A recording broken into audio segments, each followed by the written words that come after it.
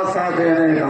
झांसा तो जानते हो ना, ये सरकार झांसा देती है, ये सरकार झांसा देने वाली है। ये देती कुछ नहीं है, केवल लेने का काम करती है। लेने का काम करने वाले को जवाब दे देना। अरे किसानों ये बताओ, अभी माननीय सांसद जी चीनी की बात कर रहे थे, चीनी के दाम की बात 70 रुपया। अरे किसानों बताओ, तुम्हारे गन्ना की कीमत कब बढ़ेगी? आप बताओ किसानों, तुम्हारे गन्ना की कीमत कब बढ़ेगी? आप सवाल कर लो। ये देश में ऐसी डकैती डालते हैं, धीरे धीरे दर्द होता है। पहले आपके खाद की जो 50 किलो की बोरी थे, उनमें से 5 किलो खाद कम कर दिया, फिर उसके बाद 5 किलो कम कर दिया, 10 किलो खाद वो चोरी कर लिया। क्या दाम में भी कमी आई? बताओ किसानों, दाम में कमी आई कि बढ़ गया? तो सरकार बदलना है कि नहीं बदलना है? इन डकैती डालने वाले लोगों से सावधान रहना है कि नहीं रहना है? सरकार बदल दोगे ना? नौजवानों की नौकरियों पर डकैती, किसानों के खाद की बोरी में चोरी, और अगला तो अगला जो उन्हें गर्व था कि भगवान प्रभु राम को लाए हैं, 400 सांसद जिता देना, संविधान को खोखला कर देंगे। लेकिन आप लोगों ने अपने महबूब नेता आदरणीय अखिलेश यादव को समझा और सुना। ए बलरामपुर और श्रावस्ती के लोगों, आप लोगों ने एक जान पैदा कर दिया चौधरी राम शिरोमणि वर्मा जी को दिखा करके। 2022 में आप 10,000 से पीछे थे। 2022 में बलरामपुर के लोगों आप 9-10,000 से पीछे थे और बड़ी बहादुरी का परिचय दिया, और इतनी बहादुरी का परिचय दिया कि लोकसभा के चुनाव में बहुत नजदीक पहुंच गए। 400 कुछ वोटों से गड़बड़ हो गया। क्यों? 400 कुछ वोटों से गड़बड़ हो गया। आप बताओ, थोड़ी सी और मेहनत कर लो। जब 2022 के बाद चले आप, तो 23 आया, 24 आया। 2022 के बाद चले तो 23 आया, 24 आया, और 2024 में 500 से गड़बड़ हो गया। अब 2024 से चल रहे हो, 2024 के बाद 2025 गया, 2026 गया, 2027 आ गया, और 2027 में 10,000 वोट बढ़ा करके अपना 40,000 पूरा करोगे कि नहीं? बता दो बलरामपुर के लोग।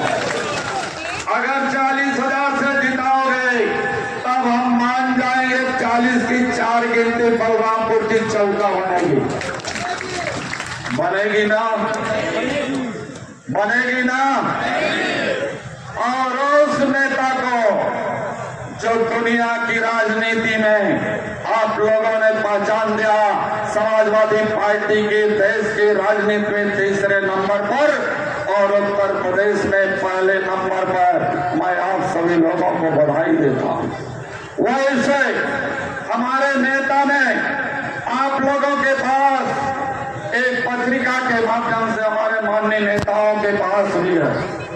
यदि नहीं होगी तो मैं आदरणीय जिला अध्यक्ष जी से, आदरणीय अपने विधायक राकेश यादव जी की तरफ से, आपकी बड़ी लोकप्रियता बलरामपुर में ही नहीं पूरे समाजवादी परिवार से बढ़कर के ऊपर उठी है।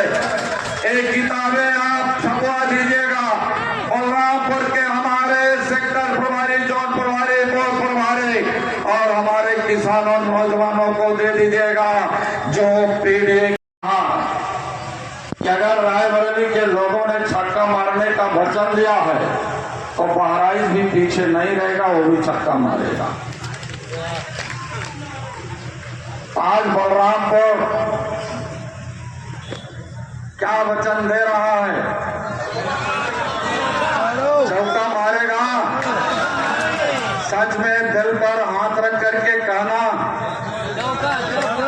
इधर बताओ, बोलो यार, चौका मार दोगे तो बलरामपुर उत्तर प्रदेश का मुख्यमंत्री अपने नेता आदरणीय अखिलेश यादव को बना देगा। सही है? ऐसा क्यों?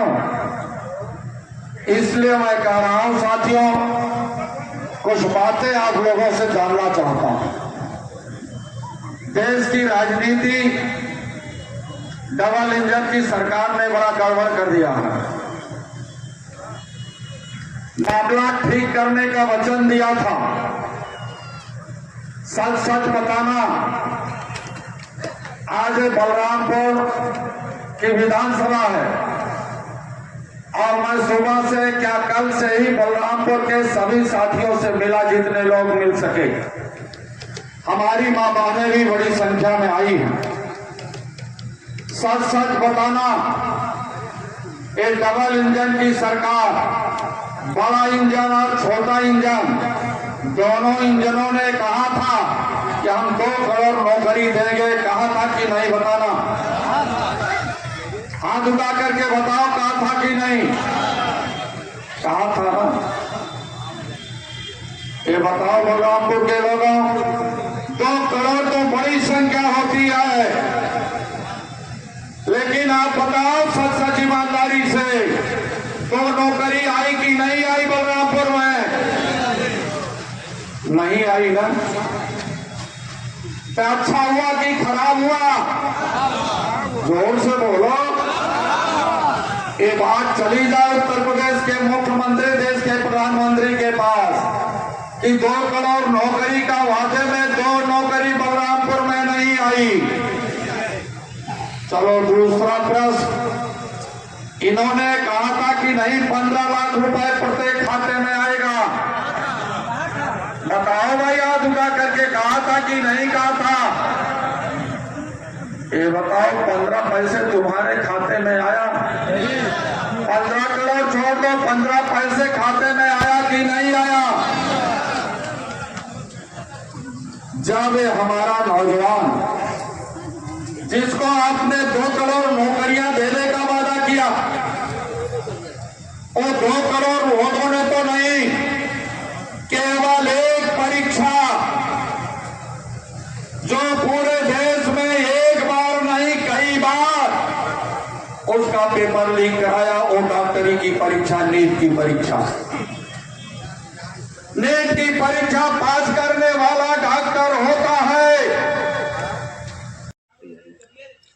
उद्देश्य आज बलरामपुर जिले में चुनावी बिगुल का रहा, जो हमारे प्रदेश अध्यक्ष जी ने आज कह दिया है कि वो चुनावी बिगुल बजा दिए हैं। और उन्होंने हम लोग से ये भी बल्कि वादा लिया है कि बलरामपुर में चारों की चारों विधानसभा सीट निकाल करके हम लोग अखिलेश यादव जी की झोली में रखेंगे, ताकि वो उनको मुख्यमंत्री बनाने में हम लोग एक सहयोग कर सकें।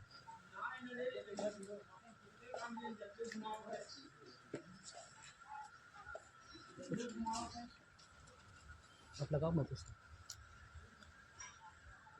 क्या आपकी पार्टी की नीतियां हैं, कैसे अखिलेश यादव जी को मुख्यमंत्री बनाएंगे? कैसी, किस कार्य योजना पर, किन मुद्दों पर आप चुनाव लड़ेंगे? या आपकी पार्टी चुनाव की तैयारी में है? पीडीए की बात करते हैं आपकी पार्टी, और अभी देखिए पहले कांग्रेस जनता पार्टी ने प्रदर्शन किया, फिर समाज जो है इस समय सवर्ण समाज के लोग जो है आरक्षण हटाओ को लेकर प्रदर्शन कर रहे हैं। तो तमाम तरीके की नीतियां लोगों में अलग है। मौजूदा सरकार को लेकर लोगों का आक्रोश भी दिख रहा है। आपकी पार्टी किन मुद्दों पर चुनाव लड़ेगी, क्या रणनीति होगी, कुछ इस विषय में बताइए। देखिए, मुद्दे हमारी पार्टी को भाजपा स्वयं देती है।